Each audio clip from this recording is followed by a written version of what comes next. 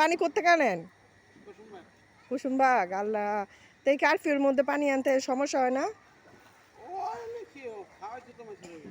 আরে কর্ম না করলেও তো খাওয়ার উপায় নাই, কত কষ্ট করে বুড়া আঙ্কেল। সকালে কি খাইছেন? আরে